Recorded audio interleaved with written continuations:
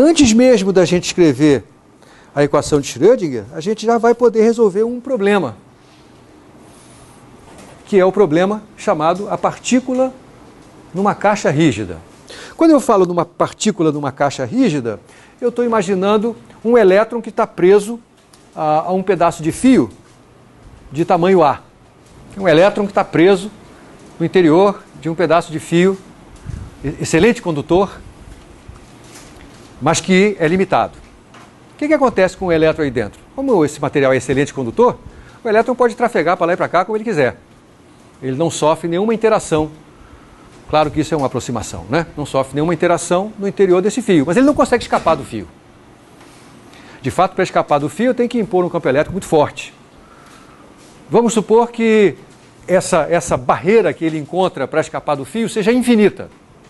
Ou seja, que ele consiga trafegar o interior desse fio livre de qualquer força, vou falar aqui em termos clássicos, mas que ao chegar na fronteira desse fio, ele sofre uma colisão elástica com o limite do fio. Sofre a colisão elástica e volta. Volta para o outro lado, sofre a colisão elástica e volta de novo. Então eu estou falando de um objeto que se move em uma dimensão livre entre duas barreiras infinitas, com as quais ele tem colisões elásticas. Classicamente, esse é um problema que a gente sabe resolver. Se a partícula está livre aí dentro, então ela vai ter velocidade em módulo constante. Cada vez que ela interage com uma das paredes, ela sofre uma inversão dessa velocidade. A energia cinética dela é fixa e esse problema é completamente trivial do ponto de vista clássico. Do ponto de vista quântico, ele tem algumas características novas. Eu vou querer determinar estados estacionários desse problema. Ora, se eu quero estados estacionários, então eu quero que esse elétron seja descrito por um objeto como esse aqui. Uma função de onda que tenha essa cara.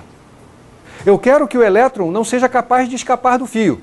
Então, eu vou imaginar aqui um sistema de coordenadas.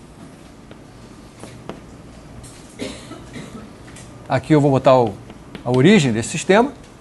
Esse elétron está livre para se mover e ele está proibido de viver fora desse intervalo. É como se ele sofresse uma força de restituição infinita nas barreiras, né?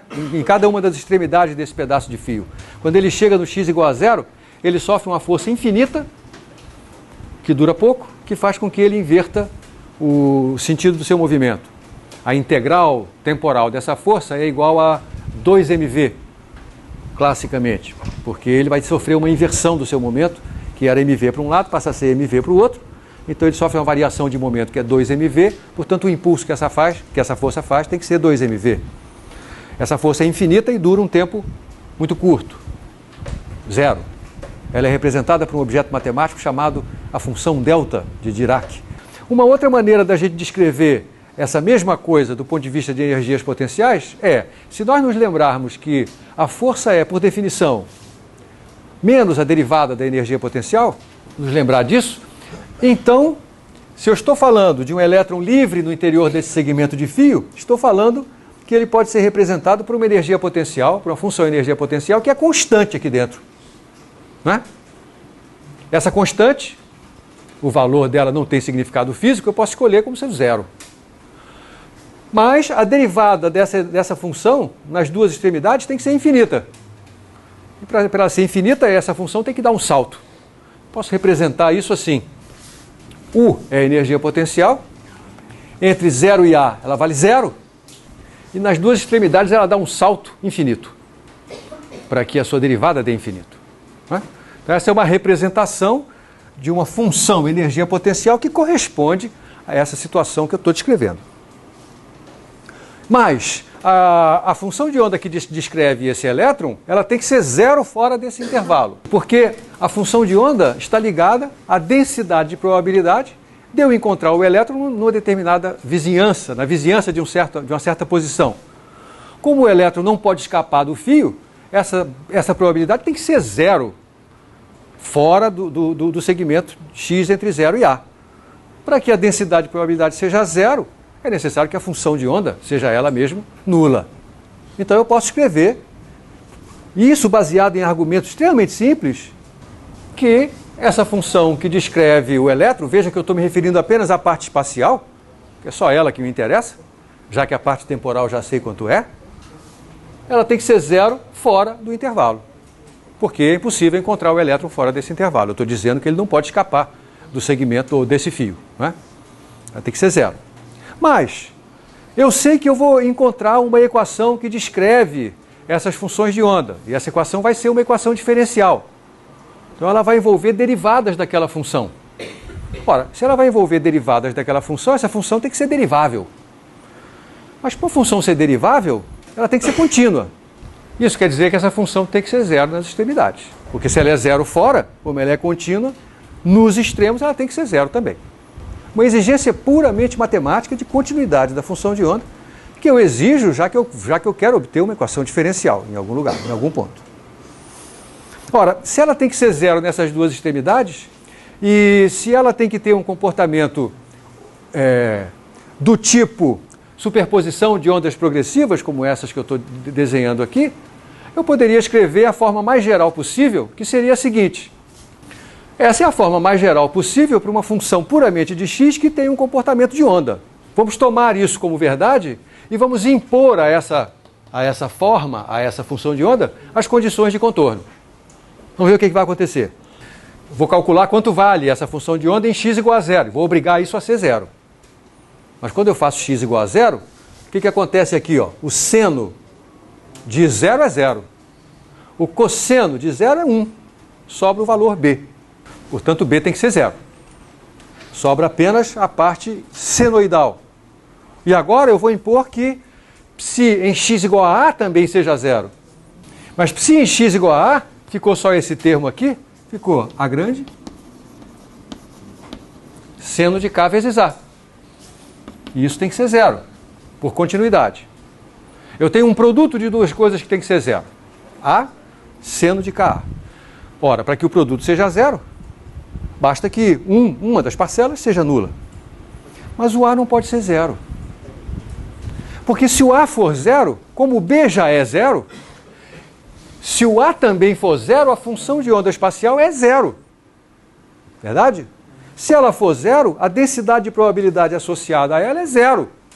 Se a densidade de probabilidade associada a ela é zero, eu nunca vou achar o elétron dentro do fio, o que é fisicamente inaceitável. O elétron existe dentro do fio. Então, a solução A igual a zero não serve. Então, A não pode ser zero. Logo, o seno tem que ser zero. Para o seno de alguma coisa ser zero, é necessário que o argumento seja múltiplo de π. E, portanto, K tem que ser igual a n vezes π sobre A. Lembre que esse K que apareceu aí, ele é chamado número de onda, ele está associado ao comprimento de onda e está associado ao momento. Uma das relações de de Broglie, que o momento é h sobre lambda, essa é uma relação de de Broglie. A gente fez a associação entre isso e o número de onda K. Lembre que K é 2π sobre lambda, então eu vou multiplicar e dividir por 2π para fazer aparecer aqui o valor de K. Apareceu de novo o nosso velho amigo h sobre 2π, que é o h cortado. Portanto, P, o momento, é h cortado K. Acabamos de descobrir que a interpretação da função de onda associada a uma densidade de probabilidade e a exigência de que o elétron não possa existir fora desse segmento de fio nos levou naturalmente à condição que o momento que esse elétron tem dentro do fio seja quantizado. Ele é h cortado K, onde K só pode ser um desses valores aqui, com n igual a 1, 2, etc. Parênteses, n não pode ser zero. Por que n não pode ser zero? Porque se o n for zero, o K é zero. Se o K é zero, o seno é sempre zero, a função de onda é identicamente nula. E isso não representa situação física alguma. Ora, se eu tenho um momento quantizado, imediatamente eu tenho a energia do elétron quantizada. Por quê? Porque no interior desse segmento de fio, o elétron só tem energia cinética, a energia potencial dele é zero. Não é isso? Então a energia total dele, que seria a energia cinética somada com a energia potencial, como essa daqui é zero, fica só a energia cinética. Isso é P² sobre 2m, que é... E agora, o K, eu estou copiando do que está escrito aqui. para ser compatível com a interpretação que nós demos à função de onda e para a interpretação que nós demos ao seu quadrado, é necessário que um elétron que vive dentro de um segmento de fio, sujeito à ação de forças que impedem que ele saia desse fio, tem que ser quantizado. Veja, outra vez a quantização apareceu aqui num fenômeno quântico associado diretamente à condição de contorno. Essa aqui é a energia mais baixa que pode existir para esse elétron. Nós chamamos a energia do estado fundamental, quando n for 1. Então, a energia cinética, a menor energia cinética possível para um elétron confinado é aquela que ele está. π2h cortado ao quadrado sobre 2ma2. M é a massa do elétron, a dimensão da caixa dentro da qual, do segmento de fio, dentro da qual ele está confinado. Nós tínhamos chegado a esse resultado antes. Foi o princípio da incerteza que tinha imposto isso. Lembra? Se eu tenho uma partícula quântica confinada, então a posição dessa partícula é incerta por uma quantidade que tem a ver com a largura dessa caixa, com a dimensão dessa caixa, com esse valor A. E nós aprendemos, junto com Heisenberg, que o produto da incerteza no momento pela incerteza de posição tem que ser maior ou igual a h cortado sobre 2. E foi simplesmente fazendo a imposição do princípio da incerteza que a gente chegou à conclusão de que o momento associado a esse confinamento tinha que ser, não podia ser zero, e usando a relação da energia com p quadrado sobre 2m, a gente obteve qual era a energia mínima que uma partícula quântica tinha que ter se estivesse confinada.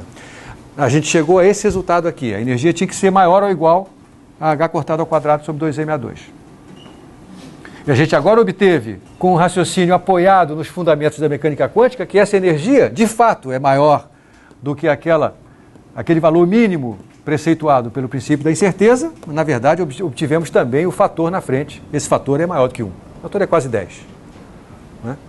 O que está compatível, portanto, com o princípio da incerteza.